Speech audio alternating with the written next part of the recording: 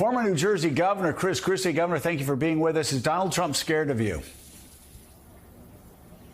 Apparently, yes. That's all we can conclude. He apparently is very scared of me because it doesn't look like he's going to show up on Wednesday. And I don't think, given the memo I read, he's scared of Ron DeSantis. Yeah, well, and you know, Donald Trump, it's always about, as you and I have known him for a very long time. He's always about this show of strength. He's always, you know, very, does the macho thing. A lot of symbolism, just talking about how strong and vital and powerful he is.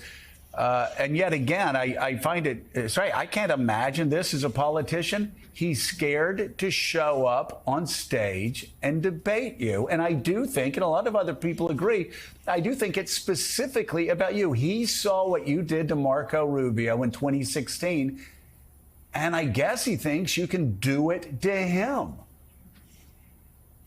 Well, Joe, look, if what he was saying were true, which is he's got this great record as president, and that he's so far ahead, why wouldn't you come onto the stage and take a victory lap and just lap everybody else on the stage? And you're right, he does, this is a guy who plays macho man at rallies, only people our age, Joe, understand even what that song is, let alone right. what he thinks it means to him, right? So, all I could say is this, if he believes he should be the nominee, if he believes that he's got such a great record, if he believes he's the best person to go against Joe Biden, then show up on Wednesday night and stop being such a coward. Yeah, he plays macho man, you're right. He always has, but there's so much overcompensating. But again, afraid to even show up to debate. I'm wondering, Governor, Ron DeSantis' memo, the memo from the super PAC said that he needed to go after Vivek the fake. A lot of emphasis on Vivek, who, from what I've seen, is up to his neck. A very really talented guy. I've talked to him on the phone early in the campaign, but it seems that he trots out one conspiracy theory after another conspiracy theory.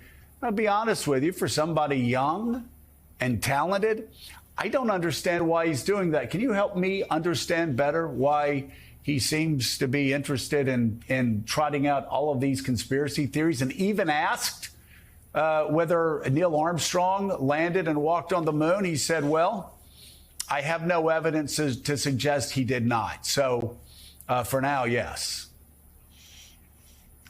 Yeah, no, look, I can't explain it, to tell you the truth. I really can't. And maybe he'll explain it to us on Wednesday night. But I think that the bigger question is, Joe, if you're Ron DeSantis and you've been the leading contender for months and months and months now, why that's what you're focused on? And why is your strategy to defend Donald Trump? I mean, look, Joe, the guy's going to be, by the time we get on the stage Wednesday, it's possible that Trump could be out on bail in 4 different jurisdictions: New York, Florida, Washington, D.C., and Atlanta. I mean, I don't think that's a calling card for a strong front runner for President of the United States to be out on bail. I mean, what's the first question be for Brett Baer? Could you review for the voters your restriction releases, what you can and can't do while being released from custody? Oh, my God. I mean, and yet we got DeSantis focusing on Vivek and saying he wants to defend that. I don't want to defend that, Joe. I want to be on that stage to say to the voters in the Republican Party, let's stop normalizing this conduct. This is not normal. And whether you believe that these prosecutions are fair or unfair, strip that away for a second. Is this conduct the kind of conduct, because he doesn't deny the conduct, is this conduct the kind of conduct you want from a president of the United States? And I don't think it is.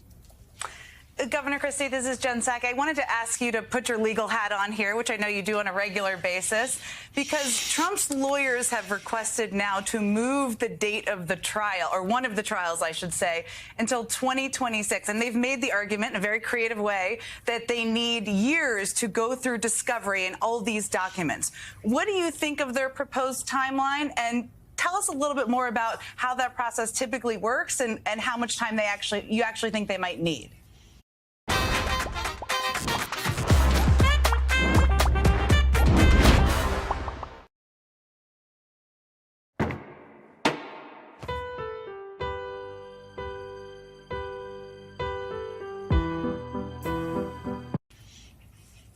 Well, Jen, I'm actually surprised that they didn't ask for a trial date 6 months after his death certificate was signed. I got to tell you the truth. I don't get it. You don't need that much time at all. And the fact is that I think that this judge will probably settle in on sometime the summer of 2024. I think if you give them anywhere from 10 months to 12 months, that is more than enough time to get ready for a single defendant case. Now, granted, there are lots of documents, but that's the nature of today's criminal practice. There are always going to be lots of documents with the existence of email and text messages and WhatsApp and all of the rest of that stuff. So there will be a lot of paper. But the fact is, you also have tools like electronic searching through these documents that you never had before. And it's not like they're sitting there and rustling through, 10 rooms full of paper. It's all electronic and they can get through it. So I think I don't think a January trial date was ever realistic in this. I think that probably is too tight. But I would think anywhere from April to July, somewhere in that time frame would be fair to the defendant. And also remember, the public has an interest in a speedy trial also, Jen. Their desire is to get this thing resolved, and the public has a right to have answers in this case as well. So that speedy trial right runs both ways. Governor John Heilman is with us. With a slight delay, he has a question for you. John. Sure.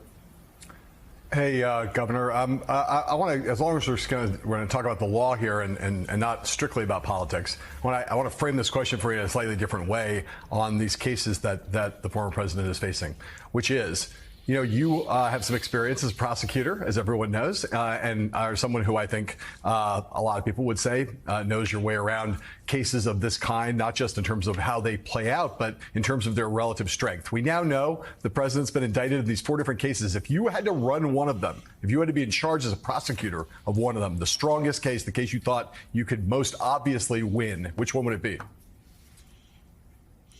It would be the classified documents case, John. For 2 reasons, because it is extraordinarily clear law that you're not allowed to take classified documents out of the White House after you're president. And secondly, the obstruction is so clear. You can prove the obstruction of justice through the notes of his own lawyer. And video from his own surveillance cameras. That's pretty good stuff. And then lastly on that case, you have a videotape, or an audio tape rather, of him showing classified documents to people who are not cleared to do it. So when those 3 things, that's the case that if I were going to look at the 4 and pick which one I wanted to try personally, give me that classified documents case. And I say one other thing, John, I wouldn't have even charged the documents. I would have just charged the obstruction, and then you wouldn't have had all this stuff about who's going to get cleared to see classified documents and how you're going to clear the jury and all the rest of it. This is such a clear obstruction of justice case that would have been sufficient. And that's a case that they probably could have tried, late this winter if they had charged it just that way. And I think Jack Smith made a strategic error in charging all that he did. But factually and legally, it is still the strongest case. Governor Christie, Jonathan Lemire here. Wanted to ask you about the Georgia case. Many have pointed out that this one, of course, is different. It's a state case. It's not federal like the classified documents case. It's not federal like Jack Smith's January 6th investigation. Therefore, were Donald Trump to be elected president again, he wouldn't be able to self-pardon. He wouldn't be able to tell his attorney general to cease and desist the matter. But you deemed that case, the Georgia case this week, you deemed it unnecessary. So with all of that in mind, can you explain why you think that?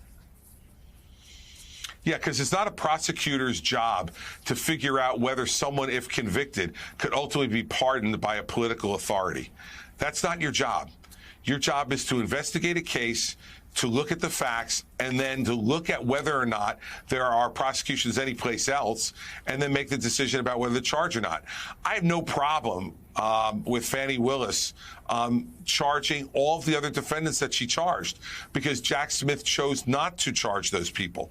But he did charge Donald Trump for essentially the same conduct that on the federal side that he's now charged with on the state side.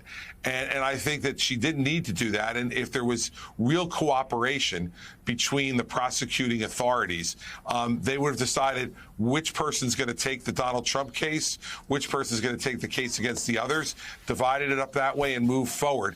And that would have been more efficient justice, and I think been perceived as a fairer way to approach it. And when you do it the way she did it, it makes people think you're trying to game the pardon authority. And simply, Jonathan, not our job as a prosecutor to try to game the constitutional political authority. That's not our job.